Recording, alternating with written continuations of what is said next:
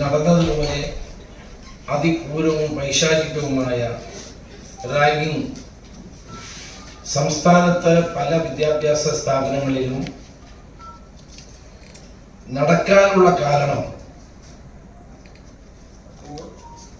Pookode veterinary സർവകലാശാലയിൽ SFI പ്രവർത്തകരുടെ നേതൃത്വത്തിൽ നടന്ന ക്രൂരമായ റാഗിങ്ങിനെ തുടർന്ന് സിദ്ധാർത്ഥൻ എന്ന വിദ്യാർത്ഥിയുടെ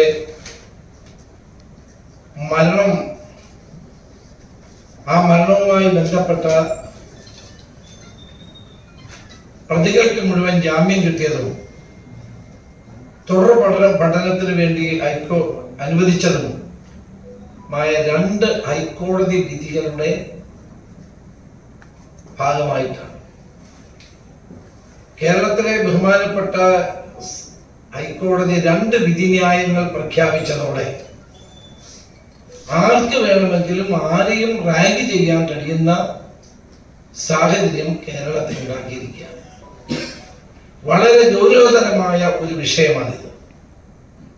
നാളെ സിദ്ധാർത്ഥന്റെ മരണം നടന്നിട്ട് 1 വർഷമാവുകയാണ്. 1ാം വാർഷികമാണ്.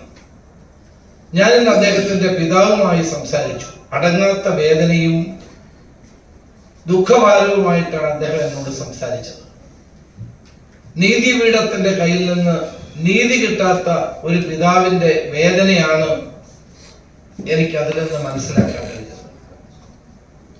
സംസ്ഥാന ഗവൺമെന്റും പോലീസും യൂണിവേഴ്സിറ്റി അധികൃതരും കൂടി ചേർന്ന് ഈ പ്രതികളെ രക്ഷപ്പെടുത്താൻ നടത്തിയ ശ്രമങ്ങൾ കോടതിയും അംഗീകരിക്കുകയാണ് ചെയ്തത് എന്നുള്ളതാണ് ഏറ്റവും ദുഃഖകരമായ ഒരു കാര്യം. 18/2/2024 വയനാട് പൂക്കോട് വെറ്റിനറി സർവകലാശാലയിലെ വിദ്യാർത്ഥിയായിരുന്ന JS സിദ്ധാർത്ഥൻ കോളേജിലെ പുരുഷ വിദ്യാർത്ഥികളുടെ ഹോസ്റ്റലിലെ ഡോർമെട്രിയിലെ ശുചിമുറിയിൽ തൂങ്ങി മരിച്ച നിലയിൽ കണ്ടെത്തിയത്. അന്ന് ഇതേ തുടർന്ന് കോളേജിലെ ആന്റി റാഗിംഗ് സ്ക്വാഡ് വിഷയത്തെ സംബന്ധിച്ച് അന്വേഷണം നടത്താൻ മുന്നോട്ട് വരികയുണ്ടായി. ആന്റി റാഗിംഗ് സ്ക്വാഡിന്റെ അന്വേഷണത്തിൽ നിന്ന് 16/2/2024 17/2/2024 ഇടയിൽ രാത്രിയിൽ സിദ്ധാർത്ഥനെ സഹവിദ്യാർത്ഥികളും സീനിയർ വിദ്യാർത്ഥികളും ചേർന്ന് ഞാൻ കോട്ടിയാണ് മൃഗീയമായ ശാരീരിക അക്രമത്തിനും പൊതുവിചാരണയ്ക്കും brutal physical assault and public trial എന്ന് വിധേയമാക്കിയെന്നാണ് ഈ റിപ്പോർട്ട്. ഇത് പ്രകാരം പുരുഷ വിദ്യാർത്ഥികളുടെ ഹോസ്റ്റലിലെ ഭൂരിപക്ഷം വരുന്ന 130 പേര് നടുത്തളത്തിൽ നോക്കി നിൽക്കുകയാണ്. അടിവസ്ത്രം മാത്രം ധരിപ്പിച്ച് ഈ സിദ്ധാർത്ഥനെ ശാരീരികമായ മർദ്ദനങ്ങളും റാഗിങ്ങിനും വിധേയമാക്കിയത് എന്നാണ് ആന്റി റാഗിംഗ് സ്ക്വാഡിന്റെ റിപ്പോർട്ട്. പുരുഷ വിദ്യാർത്ഥികളുടെ ഹോസ്റ്റലിന് മുന്നിലെ വാട്ടർ ടാങ്കിന് അടുത്തുള്ള മലമുകൾ, ഹോസ്റ്റലിലെ 1ാം നിലയിലെ റൂം നമ്പർ 21, ഹോസ്റ്റലിലെ നടുത്തളം എന്നിവിടെ വെച്ചെല്ലാം സിദ്ധാർത്ഥനെ ക്രൂരമായി അടിവസ്ത്രം മാത്രം ധരിപ്പിച്ചുകൊണ്ട് റാഗിങ്ങിന് വിധേയമാക്കിയെന്നാണ് ആന്റി റാഗിംഗ് സ്ക്വാഡ് കണ്ടെത്തിയത്.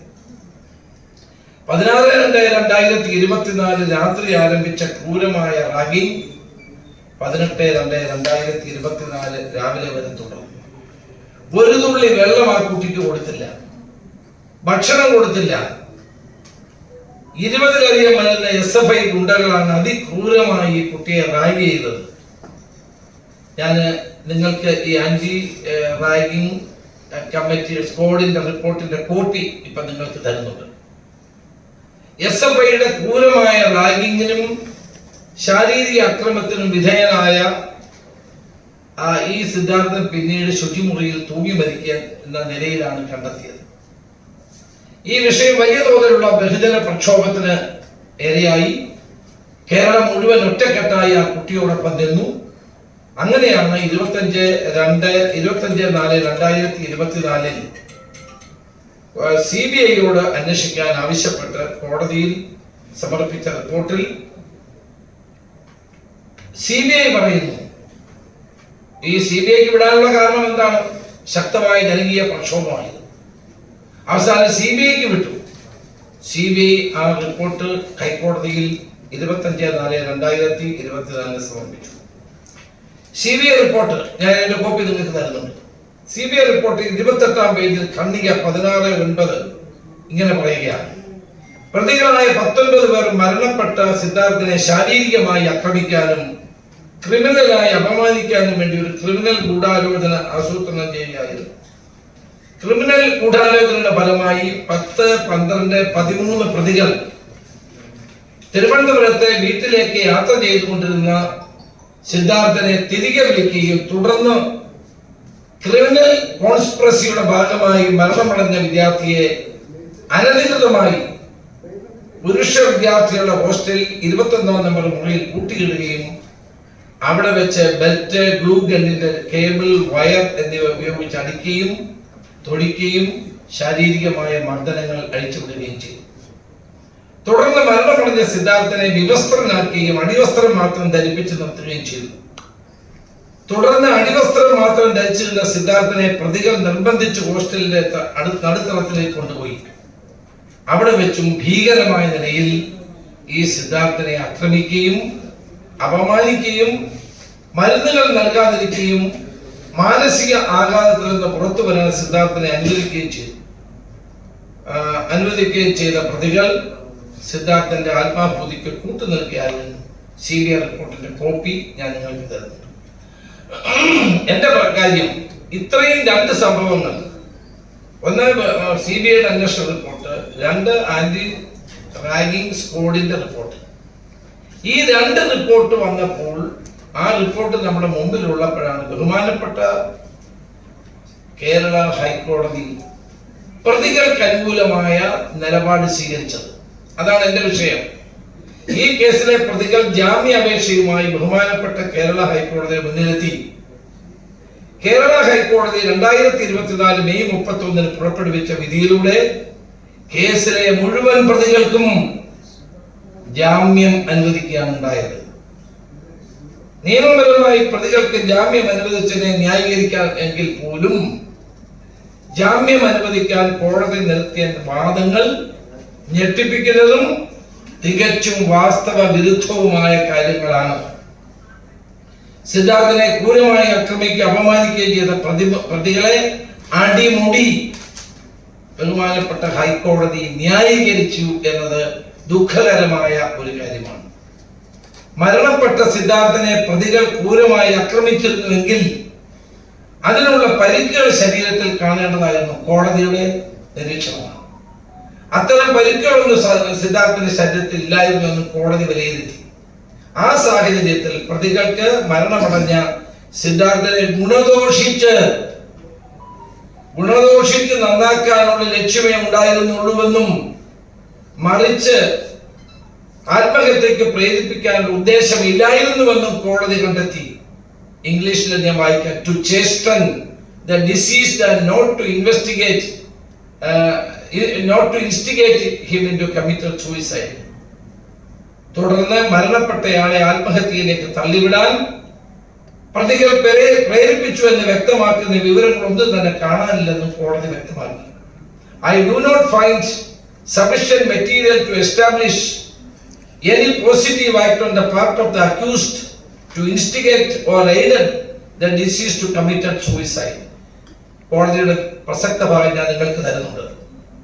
തുടർന്ന് ബഹുമാനപ്പെട്ട കോടതി 19 പ്രതികൾക്കും ജാമ്യം അനുവദിക്കുകയാണ് ഉണ്ടായത്. 16/2/2024 രാത്രി മുതൽ 18/2/2024 രാവിലെ 10 മണി വരെ സിദ്ധാർത്ഥൻ എന്ന വിദ്യാർത്ഥിയെ SFI ഗുണ്ടകൾ 130ഓളം വരുന്ന സഹപാഠികളുടെ സാന്നിധ്യത്തിൽ വെച്ച് അതിക്രൂരമായി വിവസ്ത്രനാക്കി അടിവസ്ത്രം മാത്രം ധരിപ്പിച്ച് ഒരിറ്റ് വെള്ളം പോലും കൊടുക്കാതെ ആക്രമിക്കുകയും അപമാനിക്കുകയും ചെയ്ത് മരണത്തിലേക്ക് തള്ളിവിട്ട മുഴുവൻ പ്രതികളും ബഹുമാനപ്പെട്ട ഹൈക്കോടതി പറഞ്ഞത് ഒരു തെളിവുമില്ല എന്നാണ്. ആ ഒരു തെളിവില്ല എന്നുള്ള സർട്ടിഫിക്കറ്റ് ബഹുമാനപ്പെട്ട ഹൈക്കോടതി നൽകിയത് വേദനാജനകമായ സംഭവമാണ്. അതിഭീകരമായി സിദ്ധാർത്ഥനെ പീഡിപ്പിച്ചതിന് ആത്മഹത്യയിലേക്ക് തള്ളിവിടാനല്ല, മറിച്ച് അദ്ദേഹത്തെ ഗുണദോഷിക്കാനായിരുന്നു. നിങ്ങൾ ആലോചിച്ച് നോക്കണം. കോടതി പറയുകയാണ് അദ്ദേഹത്തെ ഗുണദോഷിക്കാനായിരുന്നു എന്ന ബഹുമാനപ്പെട്ടവരുടെ കണ്ടെത്തൽ. അങ്ങനെ സിദ്ധാർത്ഥൻ എന്ന വിദ്യാർത്ഥിയെ പീഡിപ്പിച്ച മുഴുവൻ പ്രതികളും ബഹുമാനപ്പെട്ട കോടതിയുടെ 2024 മെയ് 31 വിധിയിലൂടെ ജാമ്യത്തിലിറങ്ങിയാണ് ഉണ്ടായത്. ഒപ്പം പ്രതികൾ സിദ്ധാർത്ഥനെ ആത്മഹത്യക്ക് പ്രേരിപ്പിച്ചില്ല എന്നുള്ള സർട്ടിഫിക്കറ്റ് കോടതി പ്രതികൾക്ക് നൽകി. തുടർന്ന് വളരെ ഗൗരവമായി കാണേണ്ട ഒരു കാര്യമാണ്. തുടർന്ന് 2024 ഡിസംബർ 5 ബഹുമാനപ്പെട്ട ഹൈക്കോടതി പുറപ്പെടുവിച്ച മറ്റൊരു വിധിയിലൂടെ കേസിലെ മുഴുവൻ പ്രതികളെയും തൃശൂർ മണ്ണുത്തി കോടതിയിൽ പ്രവേശിപ്പിക്കാനും കോടതി ഉത്തരവിട്ടു. എന്ന് മാത്രമല്ല, സിദ്ധാർത്ഥൻ അതിക്രൂരമായ പീഡനത്തിന് ഇരയായി എന്ന് കണ്ടെത്തിയ ആന്റി റാഗിംഗ് സ്ക്വാഡിന്റെ ഇടക്കാല റിപ്പോർട്ടും ബഹുമാനപ്പെട്ട കോടതി റദ്ദാക്കി. പ്രതികൾക്ക് സ്വാഭാവികമായി നീതി നിഷേധിച്ചു എന്ന് കണ്ടാണ് പ്രതികൾ പഠിച്ചിരുന്ന കോളേജിൽ നിന്ന് പുറത്താക്കാനും മറ്റൊരു കോളേജിൽ പഠിക്കുന്നതിന് 3 വർഷത്തേക്ക് ഡീബാർ ചെയ്യുന്നതിനുമുള്ള സർവകലാശാലയുടെ തീരുമാനം ഹൈക്കോടതി റദ്ദാക്കി. ഈ കുട്ടികൾക്ക് യൂണിവേഴ്സിറ്റിയിൽ പഠിക്കാൻ അർഹതയില്ല എന്ന് പറഞ്ഞ സർവകലാശാല ഇവരെ ഡീബാർ ചെയ്തിരുന്നു. ബഹുമാനപ്പെട്ട ഹൈക്കോടതി അതും റദ്ദാക്കി. മരണപ്പെട്ട സിദ്ധാർത്ഥനെ അതിക്രൂരമായി പീഡിപ്പിച്ച് ആത്മഹത്യയിലേക്ക് തള്ളിവിട്ട പ്രതികളുടെ സ്വാഭാവിക നീതിയെ പറ്റിയാണ് ഹൈക്കോടതി വാചാലനായത്. അതെന്തുകൊണ്ടാണ് എന്ന് എനിക്കറിയില്ല. ഫലത്തിൽ എന്താണ് സംഭവിച്ചത്? സിദ്ധാർത്ഥൻ എന്ന വിദ്യാർത്ഥിയെ ഒരു രാത്രിയും ഒരു പകലും ഒരു തുള്ളി വെള്ളമോ ആഹാരമോ കൊടുക്കാതെ കൊടിയ മർദ്ദനത്തിന്, ശാരീരിക അക്രമത്തിന്, അപമാനത്തിന് വരെയാക്കിയ 20-ലധികം SFI ഗുണ്ടകൾ ഒരു പോറൽ പോലും ഏൽക്കാതെ ഇന്ന് സമൂഹത്തിൽ വിലസുന്നതാണ് നമുക്ക് കാണാൻ കഴിയുന്നത്. മരണമടഞ്ഞ സിദ്ധാർത്ഥന്റെ മാതാപിതാക്കളുടെ പോരാട്ടം മൂലമാണ് ഡിവിഷൻ ബെഞ്ചിൽ അവർ പോയി ഈ ഹൈക്കോടതി വിധിയുടെ സിംഗിൾ ബെഞ്ചിന്റെ വിധിക്കെതിരായി സ്റ്റേ വാങ്ങിയിരിക്കുന്നത്. ആ മണ്ണുത്തി കോളേജിൽ പഠിപ്പിക്കാനുള്ള ബഹുമാനപ്പെട്ട ഹൈക്കോടതിയുടെ സിംഗിൾ ബെഞ്ചിന്റെ ഉത്തരവ് ഡിവിഷൻ ബെഞ്ച് താൽക്കാലികമായി അഡ്വക്കേറ്റ് ജോർജ് പൂന്തോട്ടം മുഖേന കൊടുത്ത് അത് സ്റ്റേ വാങ്ങിയുണ്ടായി. ഇവിടെ സുപ്രധാനമായ ഒരു ചോദ്യമാണ് വരുന്നത്. സിദ്ധാർത്ഥൻ എന്ന വിദ്യാർത്ഥിയെ കൊടിയ മർദ്ദനത്തിനിരയാക്കി, ശാരീരിക അക്രമത്തിന് വിധേയമാക്കി ആത്മഹത്യയിലേക്ക് തള്ളിവിട്ട പ്രതികളെ സംരക്ഷിക്കുന്നതിന് പകരം ബഹുമാനപ്പെട്ട ഹൈക്കോടതി പ്രതികളെ ആകെ സംരക്ഷിക്കുന്ന സമീപനത്തിന് പകരം ബഹുമാനപ്പെട്ട ഹൈക്കോടതി സിദ്ധാർത്ഥനെ മരണത്തിലേക്ക് തള്ളിവിട്ട പ്രതികൾക്ക് കർശനമായ ശിക്ഷ ലഭിക്കുമെന്ന വ്യക്തമായ സന്ദേശം വിധിന്യായങ്ങളിലൂടെ നൽകിയിരുന്നെങ്കിൽ കോട്ടയത്ത് ഗവൺമെന്റ് നഴ്സിംഗ് കോളേജിൽ ഈ റാഗിംഗ് ഉണ്ടാകുമായിരുന്നില്ല.